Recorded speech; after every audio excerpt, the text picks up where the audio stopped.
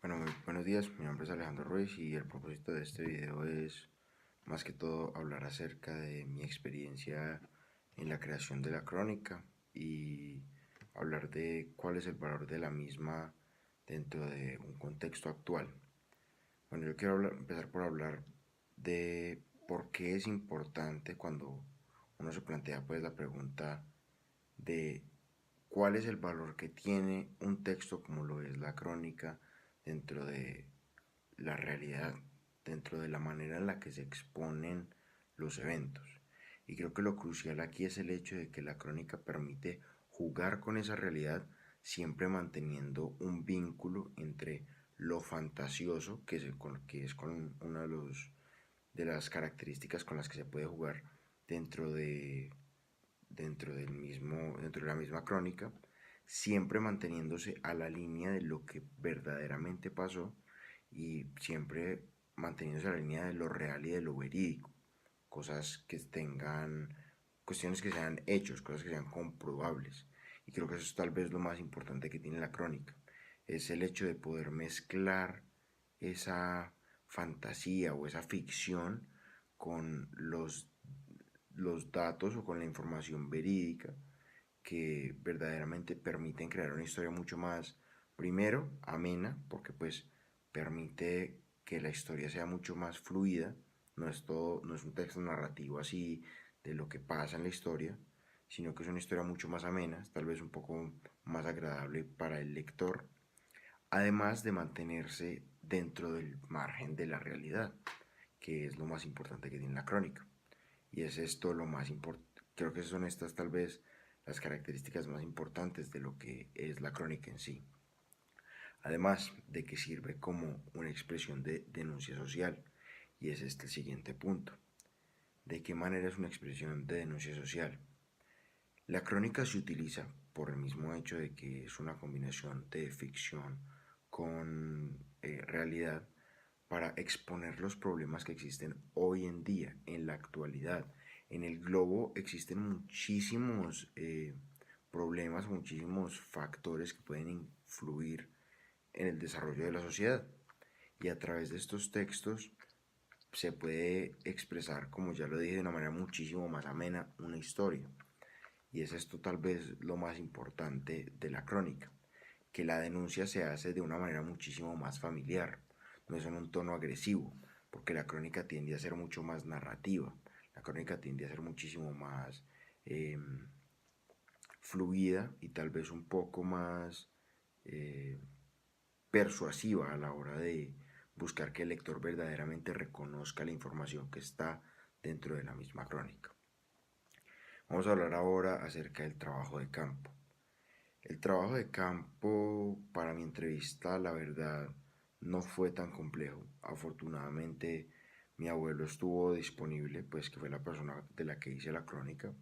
Tiene una historia muy interesante, los invito a que lean mi crónica. De verdad que creo que relata muy bien la historia de lo que es él y un par de anécdotas que él me contó que creo que pues son bastante interesantes y pues se salen un poco como de esa habitualidad que uno ve dentro de la vida de muchísimas personas, ¿no? Entonces son un par de historias un poco, pues, bastante interesantes a mi concepto y que creo que retratan unos tal vez tres puntos cruciales dentro de la sociedad de ese momento que se siguen viendo hoy en día. ¿Cuáles son esos puntos? El primero es el abandono. A mi abuelo, después de nacido, lo abandonó la madre y él de hecho no conoció a su madre, pues, o sea, él no recuerda en su cabeza, no tiene presente quién fue esa persona que, pues, que le dio vida. Entonces, ese como primer tema, el abandono. No quiero ahondarme mucho en eso porque creo que simplemente que es lo más importante expresar cuáles fueron esos puntos que se tocaron.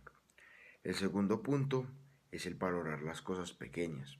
Se habla mucho dentro de la crónica acerca de la mentalidad que existía en ese momento y el disfrute de cosas muy pequeñas. Él hablaba del hecho de que por la misma condición de bajeza económica en algún momento de su vida, cuando él fue pequeño, él tuvo que hacer sus propios juguetes. No era como que, no era como hoy en día que uno va a la tienda y compra un juguete, no. Entonces él me decía, yo quería jugar con un trompo, yo tenía que coger un cuchillito, un pedacito de madera y empezar a hacerle a eso, porque es que así era que uno hacía el trompo. Después, que no, que quería hacer una cometa, no. Mijo, no me daba ni siquiera para comprar el papel transparente.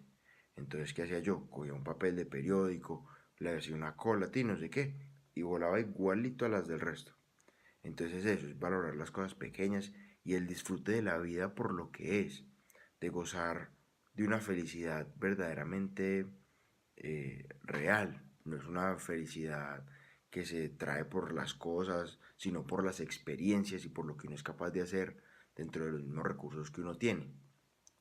Y el tercer aspecto que analiza la crónica creo que es tal vez muy importante porque es una realidad que se sigue viendo hoy en día y es la pobreza. Mi abuelo nació de una familia muy humilde. Este, el papá fue agricultor toda la vida, pues trabajó en fincas como agregado y como una persona del campo, que uno normalmente los ve como unas personas muchísimo más como expuestas dentro de este medio, ¿no? Entonces, ese es el punto, de una familia trabajadora, de una familia que verdaderamente luchó por conseguir una mejor vida, ¿sí? Eh, Mi abuelo desde muy pequeño tuvo que formarse, igualmente mi bisabuelo lo instó a estudiar, entonces pues fue un proceso muy ameno para él en cuanto al estudio. Sin embargo, él también relata de que el estudio en esa época era muy diferente y la manera en la que se conocían las cosas pues también, consecuentemente pues era muy diferente.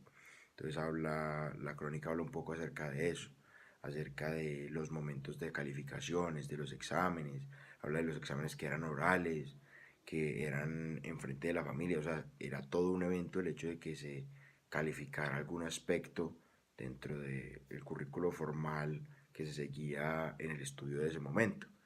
Eh, y pues es esto básicamente de lo que habla la crónica. El abandono, eh, el hecho de poder disfrutar de las cosas pequeñas y la pobreza como una situación pues casi que intrínseca dentro de esa población de esa época.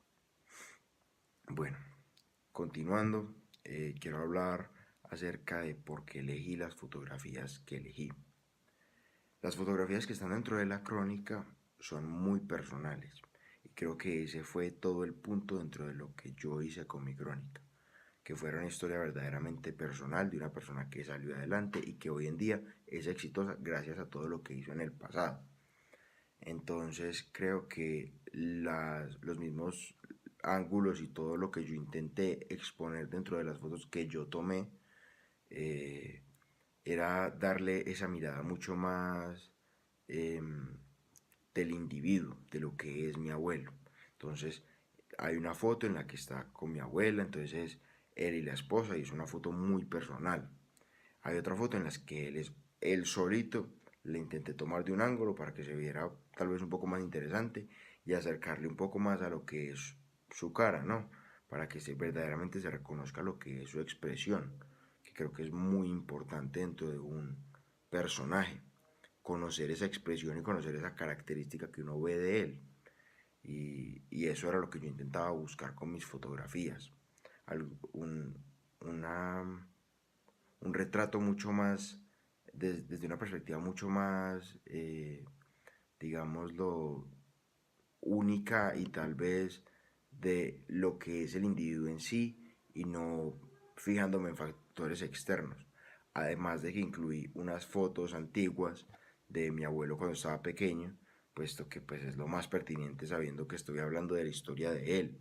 Entonces es por esto que yo también le agregué un par de fotos que fueran antiguas y que pues verdaderamente lo mostraran a él como era en ese momento de la historia de la que yo estoy hablando.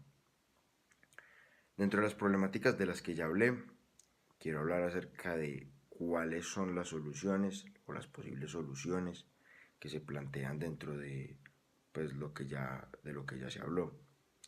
Yo diría que en cuanto al abandono, la solución irrefutable es eh, la responsabilidad que se debe generar dentro de la misma sociedad. Entonces, creo que para de alguna manera disminuir los niveles de abandono hoy en día dentro de la población infantil en Colombia, lo más importante es cambiar la mentalidad del colombiano hacia una mentalidad mucho más progresista en la que verdaderamente se respete el hecho de que se tenga un hijo, porque es un acto muy importante y el hecho de que se abandone un hijo es verdaderamente muy triste. Entonces es eso, es el cambio de la mentalidad. ¿A través de qué? Me imagino que la implementación de alguna campaña del gobierno sería efectiva, o tal vez unas campañas de concientización.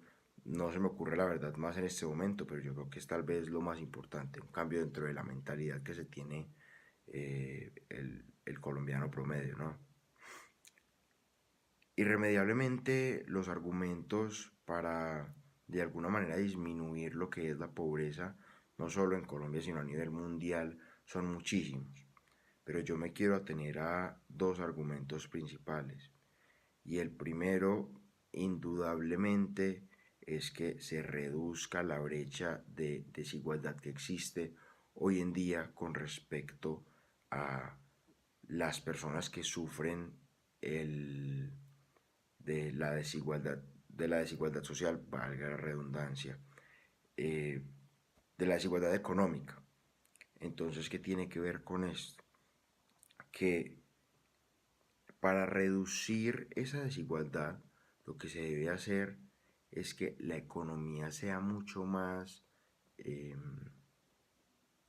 sea repartida de una manera mucho más equitativa. Hoy en día se ve que la riqueza está distribuida en no más que el 1% de la población.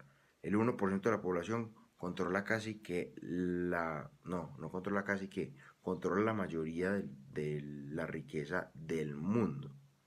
Entonces, ¿qué es esto? Es cambiar el hecho de que existe una población con muchísimo dinero y otra con demasiados escasos recursos hacia una población mucho más equitativa en la que no es que a todos se les dé por igual, sino que a todos se les dé lo que necesitan para ser exitosos.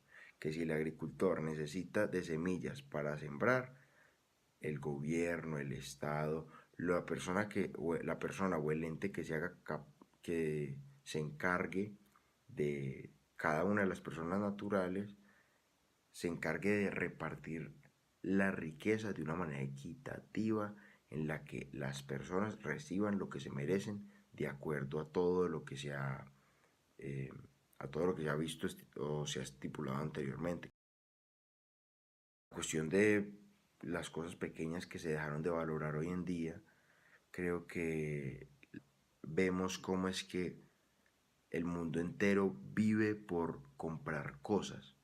Entonces, el solo hecho de tener que devolverse a pensar en que las cosas pequeñas también importan es muy difícil y dudo que cualquier campaña sea capaz de retomar como estos principios que se tenían antes, estos valores no eran ni siquiera no estaban ni siquiera pues expuestos en ningún lado, sino que estaban ahí, la gente disfrutaba de las cosas porque sí, porque la felicidad de la vida no venía en un empaque, la felicidad de la vida no venía en un carro, no venía en una casa, sino que venía en el disfrute de la vida por lo que es y de la felicidad que uno como persona puede obtener siendo una persona que disfruta de esas pequeñas cosas.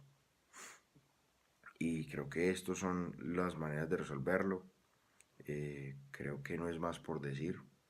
Eh, Les agradezco mucho por su tiempo y espero que sea de su total agrado la crónica. Los invito a leerla y espero que tengan una bonita tarde o un bonito resto de día. Muchas gracias.